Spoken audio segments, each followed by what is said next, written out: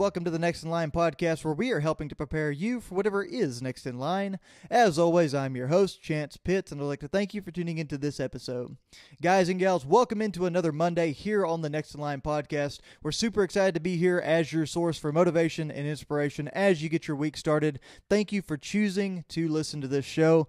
And guys, you know we have a little bit of housekeeping. We'll go ahead and knock it out. If you receive value from this episode or any other episode of the Next in Line podcast, I would ask that you share the show with like-minded individuals. That's the number one way for us to grow and to reach a larger audience. And guys, whenever we reach that larger audience, we're able to help more people. And that's our overall goal, guys. We just want to have a positive impact on people, get them moving in the right direction, get them thinking about the personal development side of their life, and get them engaged in that side of their life.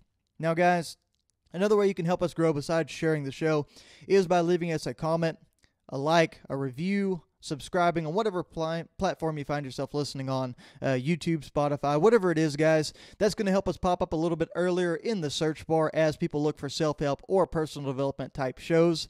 And it's going to be a great benefit. Like I said, guys, it'll help us grow and reach a larger audience and be able to help more people. Now, also, one thing that we do is we keep a pretty active social media as well. So if you enjoy being on Facebook, Instagram, or TikTok, make sure you check us out. That's at Next in Line Development on all three of those platforms. You'll be able to get the news of what we're doing and keep up with us a little bit easier there rather than waiting for Monday or Thursday for the podcast to drop. Now, guys, we've got that out of the way. And I want to get into a couple of updates. Obviously, we got the Habanero 100 coming up. We've had some awesome training opportunities here lately. One that we're going to talk about specifically today in the form of the Bridgeland Trail Marathon that we went and ran this weekend in Cypress. However, I want to start and rewind back to Thursday. So, guys, seeing as we have this big marathon coming up on August 20th, we're looking to get into some of the really meatier parts of the training run, the longer ones. And that's what this weekend really called for, was a long run yesterday and a longer run today. Back-to-back runs, running on tired legs, getting used to being in a situation where I really have to push myself, and the mental side of things come pretty heavy. They become very important in this part of my training schedule because you have to push through the pain, the soreness, and all the craziness, just even the time constraint and making yourself commit to running for multiple hours 2 days in a row is kind of a hard thing to do. But that's what the schedule was, and early in the week, we realized that there was a trail marathon over in Cypress at Bridgeland. There's a park over there that we used to live kind of in that area, so I'm familiar with it a little bit, and we've been looking at this race for a little while, but decided to commit to it because it was a 26.2-mile trail marathon that we were able to find over there, and it followed the race format for Habanero really well. See, Habanero is in southeast Texas. It's hot, humid, 6.3-mile loops, and it's something that you're going to be extremely tired doing. You're going to have to watch your nutrition, and you're really going to have to watch your hydration as it is super humid in southeast Texas by Houston. And this Bridgeland Marathon ended up being 4 loops of 6.5 miles each. So it followed that format really well. It's hot and humid. It's a sandy course just like Habanero was. Not quite as sandy as Habanero will be, but it offered a lot of different things with me being tired from driving over there, with me having to watch the hydration. It really factored in really well for the training plan and the training run that I needed this Saturday. It also took me out of the monotony of the being stuck in the same training schedules, running the same loops, running the same trails by myself and bored. So it gave me a little sense of competition, a little bit more motivation for getting out there and running, which is always a great thing to do if you find yourself training for a specific event. Keep the training interesting. Run where you enjoy, run things that you enjoy, but also don't go out and kill yourself. And we'll talk about that as well with this race. But guys, that started kind of earlier in this week, and as Thursday came around, I decided to commit to it. Signed up Thursday, actually so late that I didn't get a shirt from the event. I was too late for signing up, but I did get this cool buff from Tejas Trails. Show it off a little bit here. You can see the little lizard on there and the Tejas Trails logo. But shout out to them for that. That's a pretty cool piece. But guys, I signed up so late I didn't even get a shirt for this event. Just last minute decided to kick off and get into it. I was very excited about it. I had a plan to leave Friday evening and get up there and stay in a hotel closer to Houston, then drive the rest of the way in. That way I wasn't so tired at the beginning of the day. However, things had, I guess the Lord had different plans for us, I should say. So Friday, we actually went in the afternoon after work and caught a lunch with my family up in San Marcos. My wife and I did. We had a fantastic time up there. However, on the way back, we were both pretty tired coming through San Antonio. Stopped to pick up her car as we had left it on the north side. And when we did, shortly after, we got some news from the bank that set us back just a little bit. And that's just going to be me kind of setting the stage for some of these things that stood kind of in between me wanting to complete this race and the way everything laid out, and just giving you an idea of some of the things going on in our lives, and then some of the things that contributed to me almost not running this race as well over in Bridgeland. So Friday, whenever we got back, as we went to pick up our car, we got a call from the bank for our house. We were set to close on Friday, and then now, like past Friday, and now next Tuesday, this coming Tuesday. However, we got some bad news. There's a lot of issues with the electrical side on that house, so we're needing to look at that and look into it. It's going to be pretty costly for us as the house is as is, and it really set us back on our schedule for closing as well. So we don't know exactly how that's all going to shake out, and because of that, on the monetary side and the schedule side, there's just been a huge amount of stress that was dumped on us Friday afternoon after having a pretty good day and going and catching lunch with my parents. So that was a big factor that came in and kind of really changed whether I wanted to go and try to attempt this race or not. Kind of lost some motivation there. My mind wasn't where it should be. And then it really went downhill when shortly after that, my wife gave me a call as we were leaving the spot where we left her car. I had stopped at Feet Fleet to get some gels, and she called me as I was checking out, so I actually missed her first call. And then she called me immediately after, which I knew was never a good thing. So I grabbed the phone call real quick and said, "Hey, what's up?" I knew something was wrong with her following up a phone call like that. And sure enough, she had been on the north side of San Antonio on I-35 in heavy traffic, and an individual behind her did not react fast enough to the traffic slowing down, and she got rear-ended pretty hard on 35. Actually spun her car sideways. She had to back up to avoid being T-boned. It was kind of a mess, but luckily the car was drivable. And more than anything else, luckily no one was hurt in the situation. She was able to get out of the way of the oncoming traffic as well. So it ended up a lot better than it could have for sure, but definitely took another weight. I know, especially on her, with having to now look at this car and get it repaired and moving in the right direction. And then also just dealing with the soreness and the tiredness from that incident and all the stress of the house, and everything really just piled up. And I had very quickly decided after that I was not going to make the trip from Cypress. The $110 or whatever I signed up for the race, I didn't care if we wasted it or not at that point, because I was just overwhelmed with everything. I was tired. I was going to figure out how to put something else in my training schedule to kind of take the place of it and move on. But my wife, being the trooper that she is and having the mindset that she does, she said, "Look, there's nothing we can do about it between now and then. You've already got this race signed up. If you want to go. It'd be a good training run for you. It'd be a good experience." She was going to stay here and rest up and recover from the incident, but she pushed me to go. So Friday night, really didn't get much sleep, pretty stressed out about everything going on, very kind of worked up just in my own mind. I didn't control my emotions very well in that regard, with letting myself get to sleep and letting myself relax a little bit. It was very hard to do. But through that, I decided to go ahead and run the marathon. Woke up at 3 a.m. the next day, running on probably about 3 hours of sleep, and drive to Cypress. I hopped in the truck, drove to Cypress, and decided to run this trail marathon. And when I got there, I was actually able to link up with a gentleman that was running the half marathon over there, Tyler Kelch. You can follow him on TK, or on Instagram at TK Runs. It was really cool. I know he learned a lot during that race and had a pretty good experience with an introduction to what trail running is. So that's its own little story. But we were able to go there, able to see him, very excited about the race, and got there in plenty of time to get everything kicked off. Like I said, I got that buff because we didn't even register fast enough to get T-shirts. We were 2 days ahead of the races where we registered ourselves. So really get to dive into that. And I just want to talk about the experiences with that specific, that event, that race that we did, the Bridgeland 26.2 Trail Marathon, and kind of what I took away from that event. So as we were getting ready and as we were started, I was looking around. There's some really athletic people out there, some people that looked like they had been there before, knew what they were doing, and were ready to take on this event full steam ahead. And being that this was a trail run, it was going to be a little bit more strenuous on the body, and also being that this had a means to an end for me, it was a training run, not a competitive event. I had decided very early that I was going to make sure I kept things within reason. I was not going to go out and be any kind of super competitive. I wasn't going to do anything over the top or crazy. I was just going to take it kind of easy and enjoy the run out there, get the long training run in, benefit from being in that environment in South Texas, the 6.5 mile loops that were set up the same format as the race I'm training for over in August, the Habanero.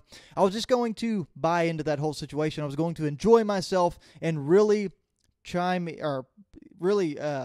set myself up for success as I went into to my training schedule. Not injure myself, not overdo it, like I said. Just take it easy. But everyone knows by now probably that I am a very competitive person by nature. And I don't think that's necessarily a bad thing, except for times like this whenever I'm trying to reel things in and I'm trying to make sure that I'm not doing anything too crazy in my training runs. But as we get on the starting line, they gave us a little race debrief, kind of went over the schedule of how things would work. They went over the format of the race with where the aid stations were, the loops we were going to run, the trail we were going to follow, and just how everything worked as a whole. So they ran through that, guys, and then about 2 minutes later, after some brief stretching and getting ready for the race, making sure I had everything in my hydration vest, setting up my drop bag, all that good stuff, we ended up kicking off right at 7 a.m. And whenever you start a race like this, a marathon length, which I know that's crazy to say that it might be a shorter length race, but compared to what I'm used to in the ultra world, it's a shorter length race. So typically you'll see some people go out pretty hard. Even in the 50Ks, that's a 31-mile race, you'll see people kick it pretty good and get out there and really push themselves through those early laps and set the bar and the precedence for how the race is going to go.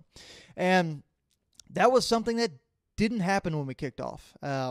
Very quickly, I figured out that everybody was running probably 9:30 pace, which compared to what I've been running in training has been pretty slow. And even especially for kickoff on a race like that at the very beginning, you'll have people go out pretty hard and then fall into a comfortable spot. And that just didn't happen. So I kind of got to a point where that's where my competitive side started to kick in just a little bit. I went out, seeing everybody kind of run at that slower pace, I smelt a little bit of blood in the water and decided to get a little aggressive, guys. I pushed out pretty good, ran like a 7:55 pace going out of the gate, pushed things pretty good, got out, felt comfortable, felt good, had a couple people run with me, and I decided to just kind of push it. And very quickly into the race, I adapted the mindset of, I'm going to run my race, I'm going to push out a little bit here, I'm going to see where I can end up on the race, kind of as far as what position I can finish in and whatnot. But at the end of the day, this is a true training run. This isn't anything I'm going to push myself hard in. It's not going to be something I try to get really competitive in. But I do think it's important to note that whenever you find yourself in a spot to where there's people that are not being quite as aggressive, people are being a little bit more timid with their approach, they're taking it easy, and they're not trying to do anything over the top, I find myself trying to make things more competitive. I find myself thinking, why are we not pushing ourselves? Why are we not trying to do the best that we can? So that's one of the big reasons I decided to push myself and hold that standard. So I went out pretty hard through the first lap. I don't think anybody was really that close to me. They were probably a few minutes behind, judging by the times. Probably about 5 minutes behind me as we went through that first 6.5 mile loop. As you go out, it's a pretty flat course. It was sandy, like I said. It's going to mirror the Habanero race pretty decently. There might be a little bit more elevation on Habanero, but one thing that was a kicker in this one was there was a levee system out there, and we went up and down the levee several times, up and down. On the way out, you probably hit it about 5 or 6 times, and on the way back, probably 8 to 10, just going up and over the levee, up and down, back across. So it wasn't a ton of elevation change, but you did get yourself worked into having to utilize those muscles on the front and backs of your legs as you went up and down those. And it started to take a toll, especially as you worked through the 4 laps of that race, especially with getting hot out there as well.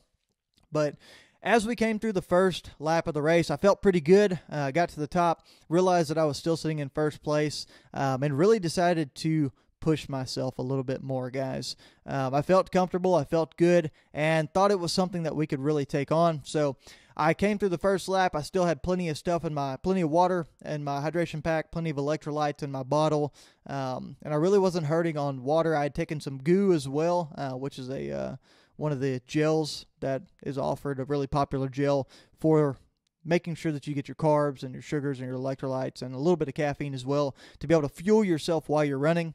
But I was able to push through that lap, not stop at the aid station at the top or at the midway point, and really just kind of keep myself rolling out there. So I felt good, slowed down my pace probably by about 1.5 minutes to a 9:30 pace, and worked out through the second lap to about a 10-minute mile pace. As I was going, I could see some people behind me as there were some switchbacks here and there. There were some people trying to pace up and catch up to me a little bit, and I felt a little bit of pressure, and that's where I really had to make a decision kind of in between the second and third lap. And that was a mindset change for me in a lot of ways. I had realized that there was a lot of stress in life. There's a lot of things that were kind of bugging me in some ways. And I decided to take it out on the course a little bit. I decided to push myself. I decided to really let that fuel me in a lot of different ways.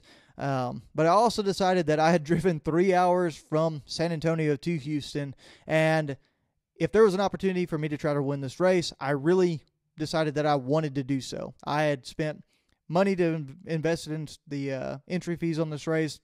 I had spent a huge amount of time in the form of 6 hours driving there and back to this race. So I decided to kind of take this thing on and really get aggressive with it. So that's kind of where the switch was flipped between lap 2 and 3.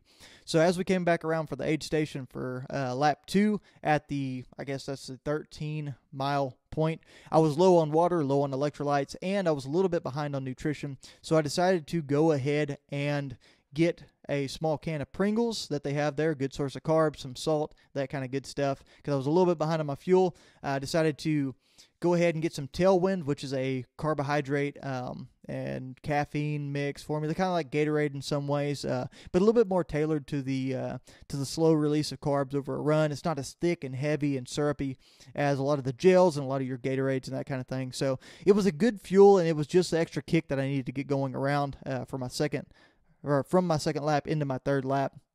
But as I got restocked and everything, I saw somebody come in that was pretty competitive, probably the second place person, and they were pretty close behind me at that point. I guess our times had averaged out. I'd slowed down a little bit over that course of time, but as we went into the third lap, that's when we really started trying to set ourselves apart. I was starting to feel it. It was starting to heat up outside. I think everyone was going through the same kind of situation that I was with that race and how it all ended up. So we really decided to pick up the pace a little bit and try to make sure that we were still feeling good. I make sure I hit the aid stations on the way out again, grabbed plenty of water, made sure I stayed cool, and tried to just focus on running my own race. Like I said, at that point I decided that I was going to get pretty competitive with this thing, so really decided to make up some ground and pushed out on that third lap, got aggressive, went over all the little hills and all the little levees, ups and downs again, and it was just a pretty tough lap. I started to feel some pains, started to feel some ankle, knee pains, and that kind of thing. I really started to get a little bit of soreness in my quads, and really feel the results of pushing myself through that part of the race and for that distance. I know this wasn't a crazy long distance, but I ran it a lot different than I plan on running the Habanero 100. I'll be very reserved in that race, probably doing a walk-run combo for the majority of the beginning of the day, and then pushing myself through the night with running, trying to get out and make up time when it's a little bit cooler. But I didn't have that luxury here, so I knew I was going to have to keep pushing and keep fighting. But I did fall into the pace that I want to keep for the night in Habanero, so it was really cool to get that balance and do that kind of thing. But as I got through this third lap, like I said, I was hitting aid stations, was really starting to feel it. It was heating up outside. I could feel that it was getting a little bit competitive, and I really needed to make a move and push myself and keep moving in the right direction. So I came back around. I hit the turnaround point way out there at the end of the loop, came back and ran along the riverbanks, went over all the little peaks and valleys again, all the ups and downs and the fun little ascents and descents. As I got to the front, I could feel that I had separated myself a little bit, and I was at the point at the fourth lap that I felt a lot of power in my hands. I'd felt some power throughout the race, but there was a point, and there was something we always said back in sports, whether it was baseball, football, basketball, whatever it was in high school growing up, there was always what was said as you're in a position of power. Like you've got your foot on the opponent's throat and you know that you can beat them if you continue to push and you go ahead and take this thing to close out. You destroy all hope of them coming back, basically. So that's something I had to kind of decide to do in this last lap. I really wanted to take the luxury of walking because I had a little bit of a lead. It was, like I said, a pretty taxing trail out there. It was hot, and the ups and downs definitely took a toll on me. So a big part of me wanted to slow down. I wanted to walk, wanted to relax. And at the very end of the race, in the last 2 miles, I did take a short walk during the hills, going up and down those hills, just to let myself recover a little bit more and not expend as much energy as I was during the earlier laps, to make sure my recovery wasn't going to be too brutal at the end of this thing. But like I said, I kind of knew where I was position-wise. I was in a spot. I had control of the race, and I really needed to shut the door. I wanted to make sure that nobody had a chance of coming back and beating me, and that I was able to put myself out there and distance myself from the competition. Now, there were some great runners out here, and I'm not taking anything away from anyone that was out there. Obviously, my training schedule is probably a lot different than most marathon runners as I'm preparing for a 100-mile race, so the mileage on my feet has been a very different thing than what most people run and what most people train for. So I had a little bit of an advantage over some of these people out there who hadn't necessarily done those marathons before, or might have been specifically training for a race of that distance and not really stretched out. I've had a couple runs that were a marathon length during my training schedule, so I have a little bit of an advantage there. But what I did was I decided on the last round that I was going to come back around to the top. I was going to put ice in my pack to cool me down just a little bit to deal with the heat. I was going to make sure my water pack was filled up to the top. That way I didn't have to worry about anything, didn't have to worry about stopping. I was going to take some tailwind. I was going to get some more carbs back in myself because I was falling very far behind on nutrition. And the goos are very, very syrupy in consistency. And after you eat too many, they can start to upset your stomach. So I ate some more Pringles to get something with a little bit of absorption in my stomach to be able to absorb some of that liquid that was sloshing around, to get me some carbs in the form of something that was a little bit more complex than just the liquids I was pouring into my body. And I did take some more tailwind to make sure that I had some fuel to get through. It's easier to digest and just not too bad of a thing to try to pour in even when your stomach's upset. So I did that, drank some more water, made sure I had plenty of electrolytes. And as I started the fourth lap, I was still in the lead, so I decided to go ahead and push a little bit. I got out there and walked the first part of the loop while I was eating and digesting the rest of the stuff, but after about 100 yards of walking with that stuff in my hands and trying to eat and make sure I didn't have any upset stomach or puking because I was trying to do way too much, I finished that stuff off and fell into a stride. I started pushing my pace up a little bit. Like I said, I was trying to shut that door. I was trying to go ahead and step down and finish the job that I had started with the opponents that were out there.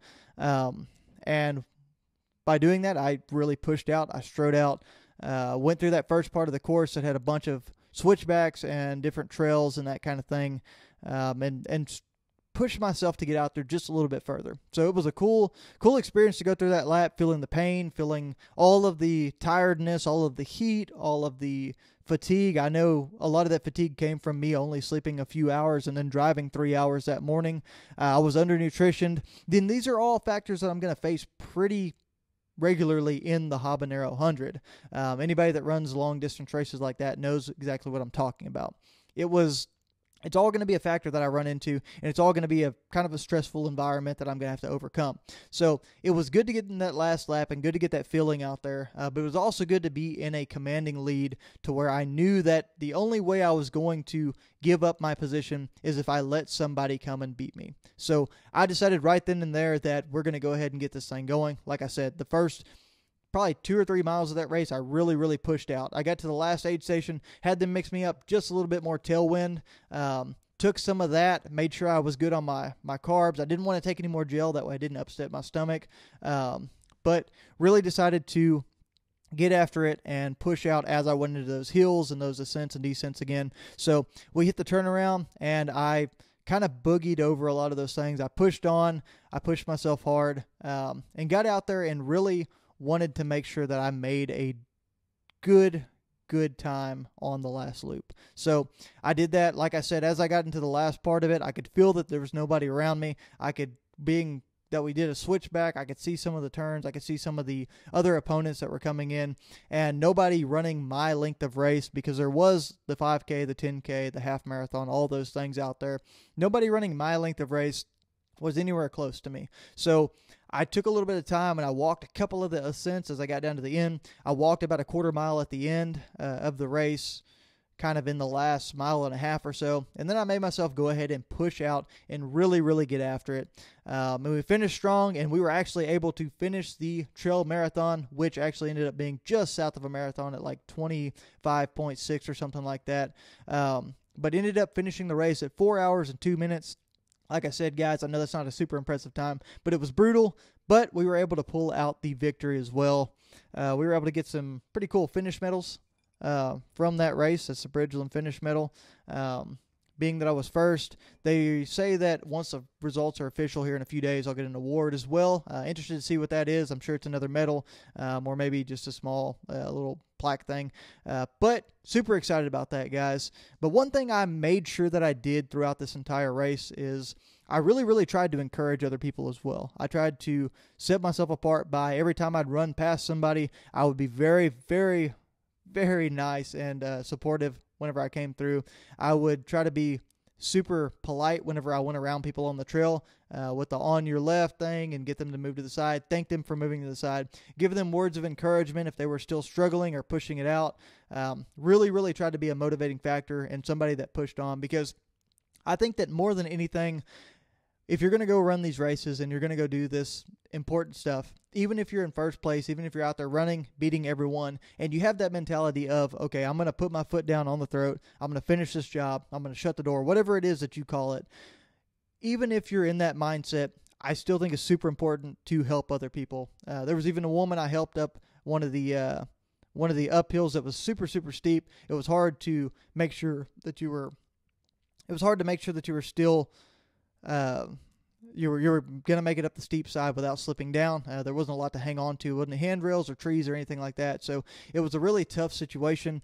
I saw her struggling with it, so I went ahead and helped her up. I also helped move some people along. I made sure I cleaned up my trash. I didn't throw anything on the trail. I tried to make sure that that everything I did was following the same standard that I set for myself in every other area of my life. I wasn't going to change that just because I was at a low point, or I was struggling, or I was having this incredible physical activity that I was trying to complete. I wanted to make sure I maintained that standard. And I think that's something very big that we can all take away from whatever we find ourselves doing. It's a choice that you can make to make sure that you're moving yourself the way that you want to move yourself. You're holding yourself in regard the way you want to hold yourself in regard.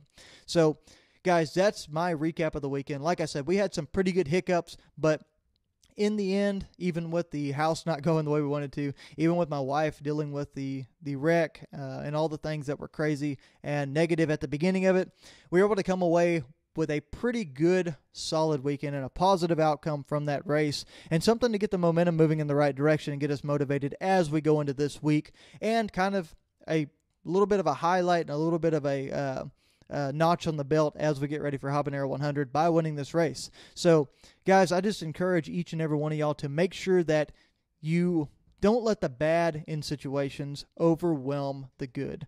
Don't let the things that are small factors or things that that kind of take your eye off the ball or move you in a bad spot or put you in a negative mindset, don't let those be the final factors for whatever you find yourself doing. Don't let that be the main thing that you focus on throughout the entirety of your situation, because if you allow yourself to keep pushing and to strive for other things and really try to move yourself in a positive direction, you really never know what's going to come your way.